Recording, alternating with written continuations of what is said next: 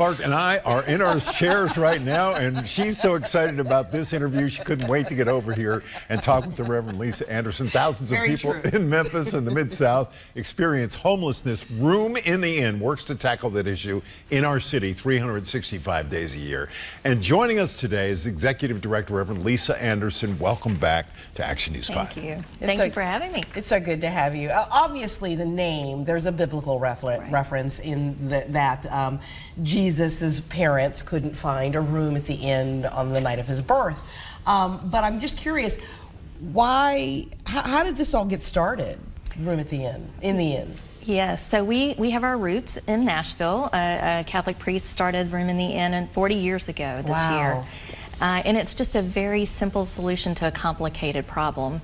And it really is trying to change that narrative that there is room for everyone and trying to make room for everyone. So that's where the name comes from, and faith communities coming together to make a difference.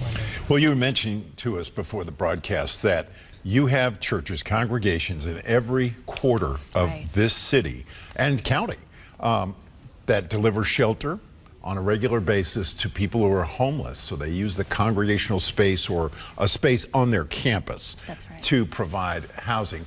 But on your website it says Room in the Inn is no longer an outreach project. What does that mean?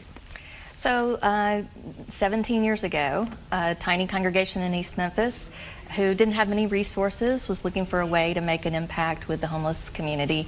And we started doing exactly what Father Strobel did, inviting people to come into our church building to have a safe place to sleep during the winter.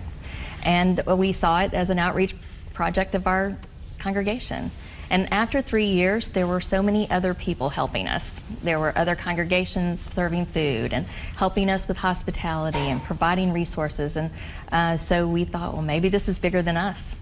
And pre-COVID, we had 55 congregations from about 17 different denominations and faith communities. And we are rebuilding that post-COVID now. What resources or programs do you offer homeless people?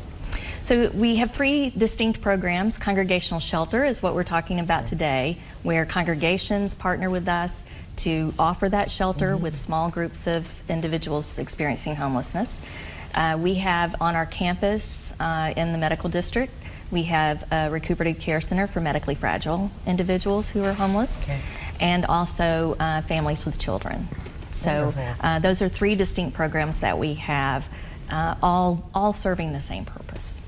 I know a young woman named Ashanti who was served by your great ministry, and she checked in, I believe, in December 2023 and stayed for months with her 2 sons because she was a particularly fragile individual who had been injured by her significant other and needed a safe place to be, and you guys allowed her to recuperate as she found work. And I saw that remarkable story.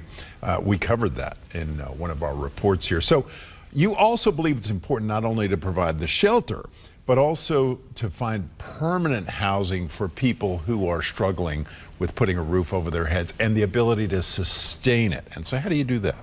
Ashanti is a great example of that because she came to us seeking night-to-night shelter.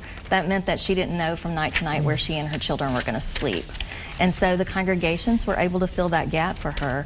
And as we got to know her, as she got to know us and trust us, then we were able to move her into our family program, which then could put some wraparound services around her family, help her get some counseling that she needed, some medical care that she needed, help to stabilize her family, and then she ended up with permanent housing out of that experience. And now we follow her for probably 2 years, up to 2 years, checking in with her, making sure she's doing great, and she is, and she keeps up with us too. So that's kind of a continuum of care that we try to have at Room in the Inn, and we do that with that medically fragile population also. Right. And right now I understand that you all are looking for hosts for your program. And we were talking earlier, I had the opportunity to be with a Girl Scout troop that hosted one of these services one evening. Explain what it's about. It was a wonderful experience for the kids and for the adults involved, but explain to those out there who've never experienced it what happens, how you host. It's a simple a simple experience for congregations, and it really, the only thing that it requires is a space and a place for people to sleep and have a meal. Different places have different resources, so different congregations offer different things, but the basics are having a place for people to sleep, small numbers of people, 12 to 15, because we're a hospitality ministry. And you can have real hospitality in those small groups.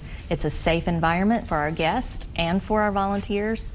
And so having that small place gives people a chance to get to know each other. Yeah. And for children and adults to feel comfortable. Right. And the kids were really excited about being able to fix the food for the people. Yes, too, so yes. That's pretty cool. Well, it's a great ministry, and it's incredible under your leadership how it's expanded. The old Collins Chapel is now your permanent home, right? And the recuperative care takes place there for extended periods of time for people who are coming out of the hospital or are coming from a doctor's office and don't have permanent housing and need a place to get some help for a period of time. It's not a forever kind of situation. So, Reverend Lisa Anderson, thank you so much for sharing this story and being a beacon in this community to make this a better Memphis. That's the name of this broadcast, and you helped do that.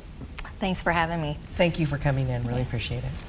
Okay, so a South Haven man will appear on an episode of Wheel of Fortune, believe it or not, this week. After a break, we'll hear from him directly about his experience.